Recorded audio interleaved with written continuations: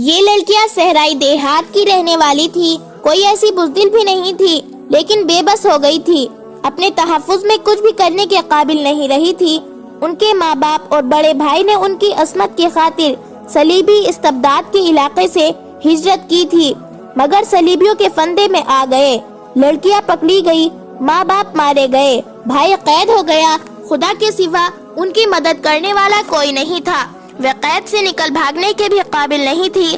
وہ روتی تھی تو خدا کو ہی یاد کرتی اور خدا کو ہی مدد کے لیے پکارتی تھی۔ اپنی عزت کے علاوہ اپنے بھائی آفاق کے لیے وہ بہت پریشان تھی۔ اس وقت آفاق بیغار کیمپ میں تڑپ رہا تھا، وہ زخمی بھی تھا اور اسے پیٹا بھی بہت گیا تھا۔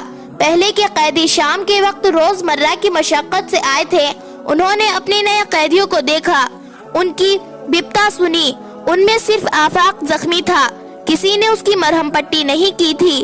3-4 قیدیوں نے کچھ دوائیں اور مرہم اور کچھ دیسی دوائیاں چھپا کر رکھی ہوئی تھی۔ رات کو انہوں نے آفاق کے زخم صاف کیے اور مرہم بھر کر اوپر کپڑے باندھ دیے۔ آفاق کو اپنے زخموں کا درد محسوس نہیں ہو رہا تھا، اس کا ذہن اپنی بہنوں کی طرف تھا کہ اس کی بہنیں کہاں ہوں گی اور وہ قید سے کس طرح بھاگ سکتا ہے۔ قیدیوں نے صاف الفاظوں میں بتا دیا تھا کہ اس کی بہنیں کہاں ہوں گی اور ان کے ساتھ کیا سلوک ہو رہا ہوگا۔ اسے بتایا گیا کہ اس قید خانے کی کوئی دیوار نہیں اور انہیں بیڑیاں بھی نہیں ڈالی گئی، پھر بھی وہ یہاں سے بھاگ نہیں سکتا کیونکہ سنتری گھوم پھر رہے ہیں، اور اگر وہ یہاں سے نکل بھی جائے تو جائے گا کہاں؟ کہیں نہ کہیں پکڑا جائے گا۔ اس کی سزا اتنی اذیت ناک موت ہوگی جس کا وہ تصور بھی نہیں کر سکتا۔ اسے بتایا گیا کہ یہاں کئی سالوں سے قیدی پڑے ہیں جو کرک ہی کے رہنے والے ہیں، لیکن بھاگنے کی جرات نہیں کرتے۔ وہ جانتے ہیں کہ پکڑے نہ گئے تو صلیبی ان کے پورے خاندان کو قید خانے میں ڈال دیں گے۔ ان تمام مجبوریوں اور خطروں کے باوجود آفاق فرار اور بہنوں کو رہا کرانے کی سوچ رہا تھا۔ اس کا جسم چلنے کے بھی قابل نہیں تھا۔ قیدی دن بھر تھکے ماندے بے ہوشی کی نیند سو گئے اور آفاق جاگ رہا تھا۔ عثمان صارم نے سرگوشی میں کہا، لڑکیاں پکڑی گئی ہیں۔ برجیس نے کہا، خدا کو یاد کرو عثمان، ہم اس وقت موت کے منہ میں ہیں، دل سے تمام خوف نکال دو اور خدا کو دل میں بیٹھا لو۔ تمہیں دوسرے لڑکوں پر بھروسہ ہے؟ عثمان نے کہا، پورا بھروسہ ہے، ان کی فکر نہ کرو، مجھے لڑکیوں کی فکر ہے۔ برجیس نے کہا، خدا کو یاد کرو، ہم چوری کرنے نہیں آئے، اللہ مدد کرے گا۔ اس وقت عثمان صارم اور برجیس گھر میں نہیں تھے، وہ اس عمارت سے جس میں وہ مغویہ لڑکیاں تھی اتنی دور جھاڑیوں میں چھپے ہوئے تھے جہاں سے عمارت انہیں اپنے سر پر کھڑی نظر آ رہی تھی۔ ان کے ساتھ ساتھی بکھر کر ان کی ہی طرح چھپے ہوئے تھے۔ برجیس نے انہیں اچھی طرح بتا دیا تھا کہ کون سے اشارے پر انہیں کیا کرنا ہے۔ عثمان صارم کو ان 4 لڑکیوں کا غم تھا جو فوجی سامان اور گھاس کو آگ لگانے کے لیے گئی تھی۔ ان میں اس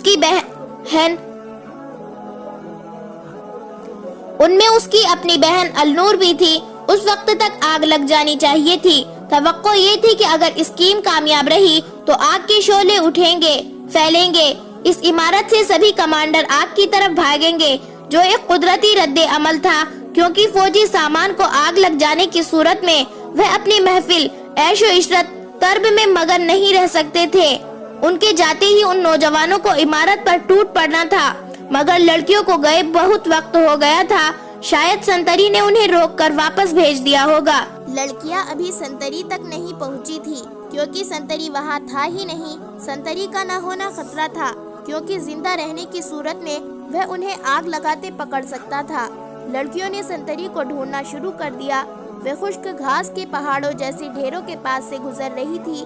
اندھیرے میں انہیں خیموں کے آبار نظر نہیں آ رہے تھے۔ وہ اکٹھی جا رہی تھی۔ انہیں ایک جگہ ڈنڈے سے بندھی ہوئی مشال کا شعلہ نظر آیا۔ وہ ادھر چلی گئی۔ سنتری سامنے آ گیا۔ مشال کا ڈنڈا زمین میں گڑا ہوا تھا۔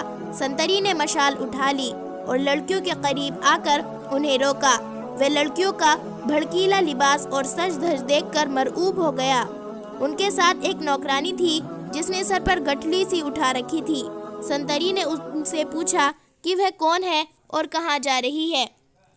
النور نے بڑی شوق ہنسی سے کہا، معلوم ہوتا ہے کہ ہم غلط راستے پر آ گئی ہیں۔ شاہ رینالڈ کا دعوت نامہ آیا تھا، ہم نے رات کو آنے کا وعدہ کیا تھا، ذرا دیر ہو گئی تو کسی نے بتایا کہ یہ راستہ چھوٹا ہے، یہاں تو آگے معلوم ہوتا ہے کہ گھوڑے وغیرہ بندھے ہوئے ہیں، ہم کدھر جائیں؟ ایک معمولی سے سنتری پر رعب طاری کرنے کے لیے رینالڈ کا نام ہی کافی تھا۔ وہ جانتا تھا کہ صلیبی بادشاہ کس قماش کے لوگ ہیں۔ رینالڈ نے ان لڑکیوں کو عیش و عشرت اور ناچ گانے کے لیے بلایا ہوگا۔ لڑکیوں کے لباس، عمر، شکل و صورت اور النور کی بات کرنے کا انداز اور خلندراز سا اندازہ بتا رہا تھا کہ یہ اس کے اعلیٰ حکام کے مطلب کی لڑکیاں ہیں۔ اس نے انہیں راستے بتانا شروع کر دیا۔ ایک لڑکی اس کے پیچھے ہو گئی اور اتنی زور سے خنجر اس کی پیٹھ میں گھونپا کہ دل کو چیرتا ہوا آگے نکل گیا۔ اس کے ہاتھ سے مشال گر پڑی۔ النور نے مشال پر دونوں پاؤں رکھ کر مشال کا شعلہ بجھا دیا۔ باقی لڑکیوں نے سنتریوں کے دل میں اپنا خنجر داخل کر دیا۔ سنتری کی آواز بھی نہ نکلی۔ برجیس نے انہیں بتایا تھا کہ گھاس میں آگ لگے گی تو اس کی روشنی میں انہیں خیموں کے ڈھیر اور گاڑیاں نظر آ جائیں گی۔ گھاس کے پہاڑ تو انہیں اندھیرے میں بھی نظر آ رہے تھے۔ جو لڑکی نوکرانی بنی ہوئی تھی اس نے جلدی سے سر سے گٹھڑی اتاری۔ اس میں آتش گیر مادہ اور آگ لگانے کا سامان تھا۔ انہوں نے گھاس کے ایک ڈھیر کو آگ لگا دی، پھر دوسرے اور تیسرے، اور ذرا سی دیر میں تمام ڈھیروں کو آگ لگ گئی۔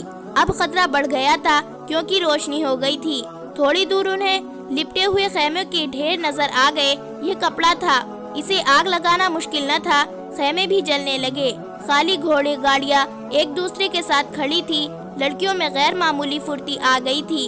انہوں نے 3-4 گاڑیوں پر آتش گیر مادہ پھینکا اور آگ لگ گئی۔ اتنی دیر میں آگ کے شعلے آسمان تک پہنچنے لگے۔ لڑکیاں گھوڑے کی طرف بھاگی۔ ابھی تک کوئی بیدار نہیں ہوا تھا۔ لڑکیوں نے خنجروں سے وہ لمبے لمبے رسے کاٹ دیے جن کے سرے زمین میں دبے ہوئے تھے، اور وہ رسے کے ساتھ 40 سے 50 گھوڑے بندھے ہوئے تھے۔ لڑکیوں نے چند ایک گھوڑوں کو خنجر مارے۔ وہ بدک کر اور شعلوں کے ڈر سے بہت ہیبت ناک آواز سے ہنہنانے لگے اور اندھا دھند بھاگنے لگے۔ جو گھوڑے کھل نہ سکے انہوں نے ادھم بپا کر دیا۔ معلوم نہیں کتنے گھوڑے کھل کر ادھر ادھر دوڑنے اور ہنہنانے لگے۔ اونٹ کھلے تھے اور آرام سے بیٹھے تھے۔ وہ اٹھ کھڑے ہوئے اور اندھا دھند بھاگنے لگے۔ چاروں لڑکیاں بے لگام گھوڑوں اور بے شمار اونٹوں کے نرنگے میں آ گئی۔ دوسری طرف شعلے تھے جن کی تپش دور سے بھی جسموں کو جلاتی تھی، اور جانوروں کے اس قدر زیادہ شور و گل اور دھماکوں جیسے ٹاپوں سے فوج بیدار ہو گئی۔ مغویہ لڑکیوں کو دلہن بنا دیا گیا تھا۔ دونوں کے کمروں میں بیک وقت ایک ایک آدمی داخل ہوا۔ یہ صلیبیوں کے جنگجو حکمران تھے۔ وہ شراب میں بدمست تھے۔ خادمائیں باہر نکل گئی۔ لڑکیاں کمروں میں بھاگ دوڑ کر پناہیں ڈھونڈنے لگی۔ ان کی عصمت کا پاسبان خدا کے سوا کوئی نہ تھا۔ ایک لڑکی 2 زانو گر پڑی اور ہاتھ جوڑ کر اور رو کر خدا کو مدد کے لیے پکارا۔ صلیبی نے قہقہا لگایا اور اس کی طرف بڑھا۔ باہر اسے شور و گل سنائی دیا۔ یہ غیر معمولی شور تھا۔ اس نے دروازہ کھول کر دیکھا تو ایسا لگا جیسے پورے شہر کو آگ لگ گئی ہو۔ گھوڑوں اور اونٹوں کی خوفزدگی کا یہ عالم تھا کہ کچھ گھوڑے اس بلندی پر بھی چڑھ آئے جس پر یہ عمارت تھی۔ اس کا نشہ فوراً اتر گیا۔ دوسرا بھی باہر نکل آیا۔ 2-3 آدمی دوڑتے ہوئے آئے اور گھبرائے ہوئے لہجے میں کہا کہ گھاس، خیموں اور گاڑیوں کو آگ لگ گئی ہے۔ دوڑتے ہوئے جانوروں نے کئی آدمیوں کو کچل دیا ہے۔ اگر آگ شہر میں لگتی تو یہ حکام پرواہ نہ کرتے۔ وہاں فوج کا سامان جل رہا تھا اور فوج کے سینکڑوں جانور کھل گئے تھے۔ ذرا سی دیر میں تمام حکمران اور کمانڈر اور وہاں جو کوئی بھی تھا دوڑتے نکل گئے۔ وہ اپنی نگرانی میں آگ بجھانے کا بندوبست کرنا چاہتے تھے۔ اس عمارت کے ارد گرد جو مسلح پہرا تھا وہ بھی وہاں سے ہٹ گیا۔ باڈی گارڈ بھی اپنے حکام کے پیچھے دوڑتے گئے۔ برجیس نے بلند آواز سے پکارا، تم بھی چلو، اور وہ عمارت کی طرف اٹھ دوڑے۔ اس کے 8 جوان بھی دوڑ پڑے۔ ان کے ہاتھوں میں خنجر تھے۔ جو عمارت کے برآمدوں میں جا کر اس نے اپنے ان 2 ساتھیوں کو پکارنا شروع کر دیا جو وہاں عیسائیوں کے بھیس میں ملازم تھے۔ ان میں سے ایک مل گیا۔ اس نے برجیس کو پہچان لیا۔ برجیس نے اس سے پوچھا کہ آج جو لڑکیاں یہاں لائی گئی تھی وہ کہاں ہے؟ اسے معلوم نہیں تھا۔ اس نے کمرے دکھا دیے اور خود بھی ساتھ ہو لیا۔ وہاں اب سہولیت یہ پیدا ہو گئی تھی کہ کوئی ذمہ دار آدمی موجود نہیں تھا۔ پیچھے نوکر چاکر رہ گئے تھے جو آگے جا کر بلندی سے آگ کا تماشا دیکھ رہے تھے۔ برجیس کی اسکیم پوری طرح کامیاب تھی۔ وہ ملازم کی رہنمائی میں ان کمروں میں جانے لگے جہاں لڑکیاں ہوتی تھی وہاں برآمدوں میں کچھ لڑکیاں کھڑی تھی، ان میں بعض نیم برہنہ تھی۔ ان سے پوچھا گیا کہ آج جو لڑکیاں آئی ہے وہ کہاں ہے؟ انہیں بھی معلوم نہیں تھا۔ آخر ایک کمرے میں گئی تو ایک لڑکی مل گئی، وہ کمرے میں دبکی ہوئی تھی۔ عثمان سارم اور اس کے بعض ساتھیوں نے اسے دن کے وقت دیکھا تھا جب ان دونوں کو لوٹے ہوئے قافلے کے ساتھ لے جایا جا رہا تھا۔ برجیز کی پارٹی کے تمام آدمی نقاب پوش تھے۔ انہیں دیکھ کر لڑکی نے چیخ ماری۔ برجیز نے اسے بتایا کہ وہ مسلمان ہیں اور اسے رہا کرنے آئے ہیں، مگر وہ لڑکی اتنی ڈری ہوئی تھی کہ ان کے ہاتھ نہیں آ رہی تھی۔ انہوں نے اسے زبردستی اٹھا لیا۔ دوسرے کمرے میں اس کی بہن مل گئی، اس کا رد عمل بھی یہی تھا، اسے بھی زبردستی اٹھایا گیا۔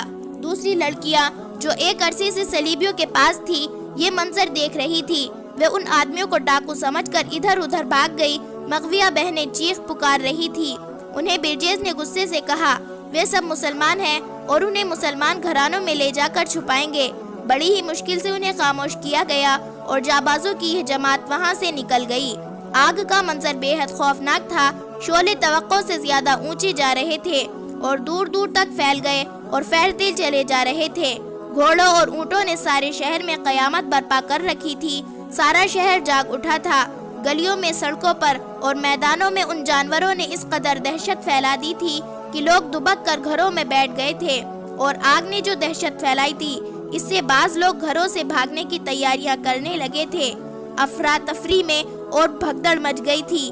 سلطان صلاح الدین ایوبی کے جاسوس بھی وہاں موجود تھے، وہ عقل مند اور موقع شناس تھے۔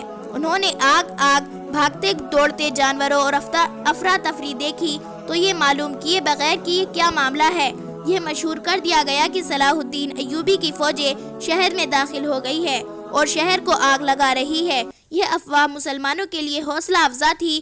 عیسائیوں اور یہودیوں کے ہوش اڑ گئے۔ یہ افواہ آگ کی طرح سارے شہر میں پھیل گئی۔ غیر مسلموں نے بھاگنا شروع کر دیا۔ صلیبی حکمراں اور اعلیٰ حکام آگ کی جگہ پہنچے تو وہاں کوئی انسان نہیں تھا۔ انہوں نے بھی یہی سمجھا کہ مسلمانوں کی فوج قلعے میں کہیں نقب لگا کر آ گئی ہے۔ انہوں نے فوج کو قلعے کے دفاع کے لیے جنگی ترتیب میں فوراً چلے جانے کا حکم دیا اور اسی فوج کے کچھ حصے کو قلعے کے باہر جانے کا کہا۔ 2-3 کمانڈر دوڑ کر قلعے کی دیوار پر چڑھے اور باہر دیکھا۔ باہر خاموشی تھی، کسی طرف سے حملہ نہیں ہوا تھا۔ قلعے کا عقبی دروازہ کھول دیا گیا تاکہ فوج باہر جا سکے۔ رات کے وقت قلعے کا دروازہ نہیں کھولتا تھا، لیکن اس خیال سے دروازہ کھول دیا گیا کہ سلطان صلاح الدین ایوبی کا کوئی جاباز دستہ اندر آ گیا ہے جس نے بھگدڑ مچا دی ہے۔ یہ باہر کے حملے کا پیش خیمہ ہے، فوج آ رہی ہوگی۔ اس فوج کو شہر سے دور روکنے کے لیے صلیبیوں نے رات کو ہی فوج باہر بھیج دی اور دروازہ کھولنے کا خطرہ مول لے لیا۔ یہ فیصلہ دراصل گھبراہٹ میں کیا گیا تھا اور یہ ایک غلط فیصلہ تھا۔ بعض غیر مسلموں نے جو عقبی دروازے کے قریب تھے دیکھ لیا کہ دروازہ کھل گیا ہے، وہ اندھا دھند دروازے کی طرف بھاگنے لگے۔ انہیں دیکھ کر دوسرے شہری بھی ان کے پیچھے گئے۔ وہاں سے فوج گزر رہی تھی۔ شہریوں کا سیلاب آ گیا جسے کوئی نہ روک سکا۔ آگ پھیلتی جا رہی تھی۔ گھوڑا گاڑیوں کے قریب کی رسد کی بوریوں کے انبار تھے۔ بہت سا دیگر اقسام کا سامان بھی پڑا تھا۔ آگ پر قابو پانا ضروری تھا، مگر پانی کی قلت تھی۔ نہ کوئی تالاب تھا، نہ کوئی ندی۔ شہر میں تھوڑے سے کنویں تھے، لیکن پانی لانے والا کوئی نہ تھا۔ شہری گھروں میں چھپ گئے تھے یا بھاگ رہے تھے۔ یہ کام فوج کر سکتی تھی۔ فوج کی کچھ نفری کو بلایا گیا اور اس کے ساتھ ہی کسی کو ان مسلمان قیدیوں کو خیال آ گیا جو بیغار کیمپ میں پڑے ہوئے تھے۔ فوراً حکم دیا گیا کہ قیدیوں کو اس اعلان کے ساتھ لے آؤ کہ وہ آگ پر قابو پا لے تو انہیں صبح کے وقت رہا کر دیا جائے گا۔ قیدی باہر کے شور سے جاگ اٹھے تھے اور سنتری انہیں ڈنڈے سے مار مار کر سو جانے کو کہہ رہے تھے۔ اتنے میں حکم آ گیا کہ قیدیوں کو پانی لانے اور آگ پر پھینکنے کے لیے لے چلو۔ رہائی کا اعلان بھی کیا گیا۔ ان میں آفاق بھی تھا۔ اس کا جسم ٹھنڈا ہو کر زیادہ دکھنے لگا تھا۔ اس نے ایک قیدی سے کہا، صلیبیوں کی سلطنت جل جائے، میں آگ بجھانے نہیں جاؤں گا۔ ایک قیدی نے اسے کہا، پاگل نہ بنو، ان لوگوں نے کہہ دیا ہے کہ آگ بجھاؤ اور کل رہا ہو جاؤ، لیکن یہ دھوکہ ہے، یہ کافر جھوٹ بولتے ہیں۔ تم ہمارے ساتھ چلو اور بھاگ نکلو۔ ہم نہیں بھاگ سکتے کیونکہ یہ لوگ ہمارے گھروں سے واقف ہے، تم نکل جانا۔ جاؤں گا کہا۔ قیدی نے اسے اپنے گھر کا پتہ بتا کر کہا، میں کوشش کروں گا کہ موقع محل دیکھ کر تمہیں اپنے گھر پہنچا دوں، لیکن وہاں زیادہ دن نہ رکنا کیونکہ سلیبی میرے سارے کنبے کو سزا دیں گے۔ قیدیوں کو سلیبی لے گئے اور انہیں تقسیم کر کے مختلف کنووں پر لے جایا گیا۔ فوجی پانی نکال رہے تھے، قیدیوں نے مشکیزیں اٹھانے شروع کر دیے۔ وہ دوڑ دوڑ کر جاتے اور آگ کر پانی پھینکتے تھے۔ ایک دو چکروں میں سنتری ان کے ساتھ رہے، مگر یہ ممکن نہیں تھا۔ قیدی اور فوج گڈ منڈ ہو گئے، کسی کو کسی کا ہوش نہ رہا۔ صلیبی کمانڈر گھبراہٹ میں سب کو گالیاں دے رہے تھے۔ اتنے میں گھوڑوں کا ڈرا ہوا ریوڑ دوڑتا ہوا آیا۔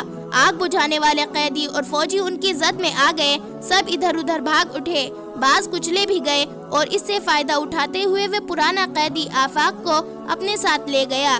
مسلمانوں کو کوئی خطرہ نہیں تھا، وہ خوش تھے کہ مسلمان فوج آ گئی ہے۔ قیدی اپنے گھر میں داخل ہوا، اس کا سارا خاندان جاگ رہا تھا۔ اسے دیکھ کر سب بہت مصروف ہوئے، لیکن اس نے آفاق کو ان کے حوالے کر کے کہا، اسے چھپا لو اور جلدی شہر سے نکال دینا، میں نہیں رک سکتا۔ صلیبیوں نے کل رہائی کا وعدہ کیا ہے، اسے ابھی کوئی نہیں جانتا۔ اگر میں یہاں رک گیا تو شاید کبھی بھی رہائی نہیں ملے گی۔ قیدی نے باپ سے پوچھا، کیا یہ سچ ہے کہ صلاح الدین ایوبی کی فوج اندر آ گئی ہے؟ قیدی نے جواب دیا، کچھ پتا نہیں، آگ بہت زور کی ہے، معلوم نہیں کب بجھے گی۔ قیدی کے باپ نے کہا، اگر ہماری فوج نہیں آئی تو پھر ہم یہ خطرہ کیسے مول لے سکتے ہیں؟ کہا، یہ آدمی خود ہی نکل جائے گا، یہ کل یہاں سے نکل جائے گا۔ قیدی کے باپ نے کہا، اس کا ہمیں کوئی خطرہ نہیں، ابھی تمہارا چھوٹا بھائی 2 مسلمان لڑکیوں کو لایا ہے، انہیں اس نے اور سالم کے بیٹے عثمان نے اور ان کے دوستوں نے صلیبیوں کے شاہی خانوں سے اغوا کیا ہے، دونوں کو ہم نے گھر میں چھپا لیا ہے۔ قیدی نے پوچھا، کون ہے وہ لڑکیاں؟ باپ نے جواب دیا، کہتے ہیں انہیں کل ایک قافلے سے صلیبیوں نے اغوا کیا تھا، ان کا بھائی سنا ہے قید میں ہے۔ کہاں ہے وہ لڑکیاں؟ آفاق نے تڑپ کر پوچھا۔ دیر میں آفاق اپنی بہنوں کو گلے لگا رہا تھا، خدا نے ان کی فریاد سن لی تھی۔ یہ بڑا ہی جذباتی منظر تھا، ان کے ماں باپ مارے گئے تھے، انہیں ایسی معززانما ملاقات کی توقع نہیں تھی جس قیدی کا یہ گھر تھا۔ وہ دوڑ کر باہر نکل گیا، وہ قید سے بھاگنا نہیں چاہتا تھا۔ اس کا چھوٹا بھائی برجیز اور عثمان سالم کے ساتھ تھا، وہ لڑکیوں کو گھر چھوڑ کر کہیں چلا گیا تھا۔ وہ اچانک آ گیا، اس نے لڑکیوں سے کہا، فوراً اٹھو، شہر سے نکلنے کا موقع پیدا ہو گیا ہے۔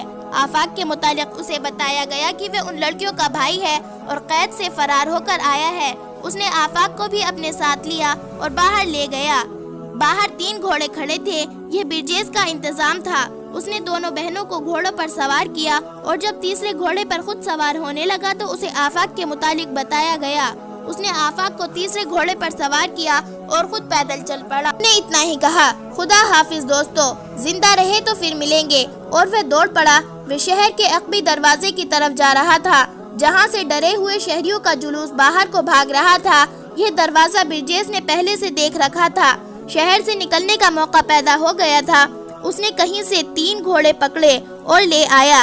کسی صلیبی کمانڈر نے دیکھ لیا کہ شہری تو بھاگ رہے ہیں، اس نے دروازہ بند کرنے کا حکم دے دیا۔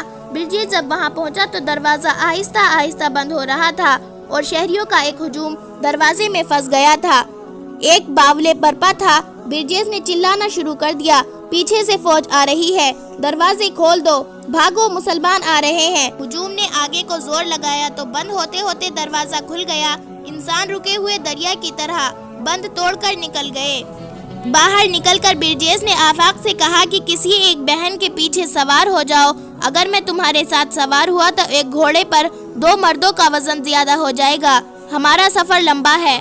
آفاق ایک بہن کے پیچھے سوار ہو گیا، دوسری نے اسے کہا کہ وہ سواری سے ڈرے نہیں، گھوڑا اسے گرائے گا نہیں۔ انہوں نے گھوڑے دوڑا دیے۔ برجیز کو معلوم تھا کہ راستے میں صلیبی فوج خیمہ زن ہے، اسے یہ بھی معلوم تھا کہ کون سی جگہ فوج نہیں ہے۔ وہ اس سمت ہو لیا کر کسی بھاگے ہوئے لوگ ادھر ادھر بکھرتے جا رہے تھے، شعلوں کی روشنی دور دور تک جا رہی تھی۔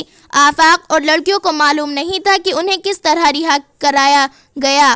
برجیز خاموش تھا، وہ اگر بولتا تھا تو صرف اتنا ہی کہ آفاق اس کی خیریت پوچھتا تھا اور اس کی جو بہن گھوڑے پر اکیلی سوار تھی اس سے پوچھ لیتا تھا کہ وہ ڈر تو نہیں رہی۔ کرک کے شعلے ہٹتے جا رہے تھے اور رات گھوڑے کی رفتار کے ساتھ گزرتی جا رہی تھی۔